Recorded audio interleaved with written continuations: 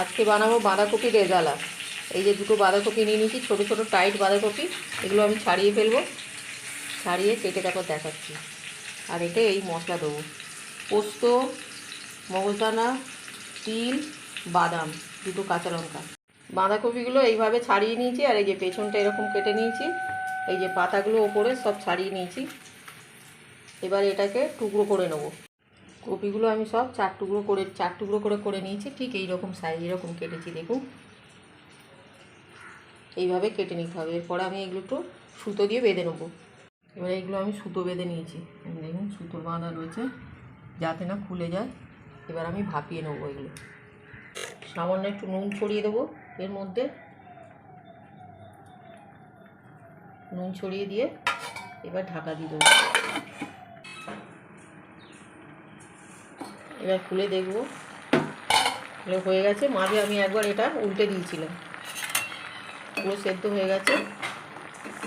এবার আমি এটাকে নামিয়ে নেব। দেখুন কপিগুলো আমি শুকনো করে নিয়েছি জল ঝরিয়ে, আর এতে একটুও জল নেই। এই যে এবার আমি এটা বসাবো। কড়াটা ভালোভাবে গরম হয়ে গেছে। এবার আমি এতে তেল দিয়ে দেবো, পরিমাণ মতো তেল দিয়ে দিলাম।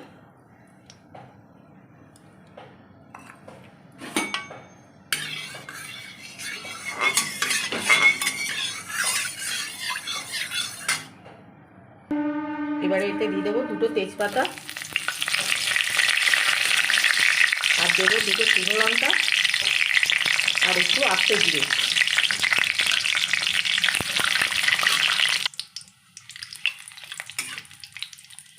ফোড়নটা আমার ভাজা হয়ে গেছে। এবার এর মধ্যে দিয়ে দেবো 1 চামচের কম একটু আদা বাটা। এর মধ্যে সামান্য একটু জল দিয়ে দেবো। এবার দিয়ে দেবো 1 চামচ ছোটো চামচের হলুদ গুঁড়ো, আর দেবো একটুখানি চিনি, 2-4 দানা চিনি দিলাম একটু স্বাদ আনার জন্য। এবার একটা নাড়বো। এবার দিয়ে দেবো একটু লঙ্কা গুঁড়ো, ছোটো চামচের 1 চামচ, আর অল্প একটুখানি। এবার দিয়ে দেবো এটা বাদাম, মগজদানা, পোস্ত আর তিল বাটা।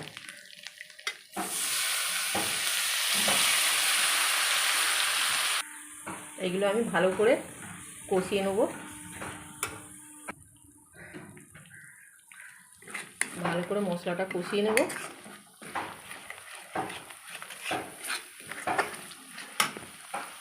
মশলাটা তেল ছাড়তে আরম্ভ করেছে। এবার আমি একটু 2 চামচের মতো টক দই ফেটিয়ে রেখেছি, ওটা ঢেলে দিচ্ছি। ফ্লেমটা আস্তে করে নেবো। তার মধ্যে আস্তে আস্তে তেল ছাড়তে শুরু করে দিয়েছে। এবার আমি স্বাদ মতো নুন দিয়ে দেবো। বাঁধাকপিটা সেদ্ধ করার সময় একটু নুন দিয়েছিলাম, তাই জন্য নুনটা 1/2 চামচ দিচ্ছি।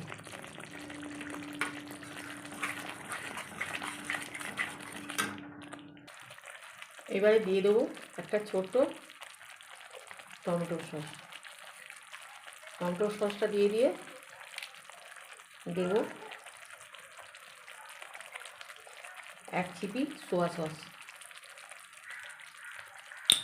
এবার এটা ভালো করে আমি মিশিয়ে নেব। এবারে মশলাটা দিয়ে খুব সুন্দর তেল ছাড়তে শুরু করে দিয়েছে, দেখুন মশলাটা তেল ছাড়তে শুরু করে দিয়েছে। মশলাটা তেল ছেড়ে দিয়েছে মানে আমার মশলাটা তৈরি।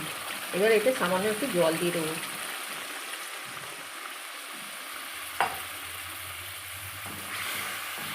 জলটা ভালো করে ফুটে গেলে আমি কপিগুলো এর মধ্যে দিয়ে দেবো। ঝোলটা ফুটে গিয়েছে, একে একে আমি এগুলো দিয়ে দিচ্ছি। কপিগুলো এই যে এইভাবে দিয়ে দিলাম। ঢাকাটা একবার খুলবো।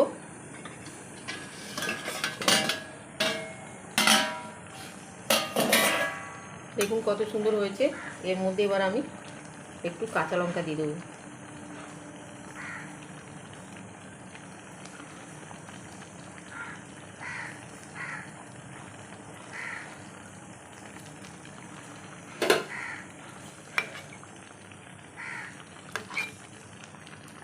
এইভাবে কাইগুলোর ওপর দিয়ে দিতে হবে। আর একটু হবে, আর একটু বাকি আছে হতে। রেজালাটা আমার তৈরি হয়ে গেছে, এবার আমি ঢেলে দেখাবো। এইবার আমি থালায় ঢেলে নিয়েছি, কত সুন্দর লাগছে, পুরো মাখো মাখো। সামান্য একটুখানি ঝোল বেরিয়েছে, কিন্তু সেরকম নেই, গায়ে গায়ে লাগা লাগা।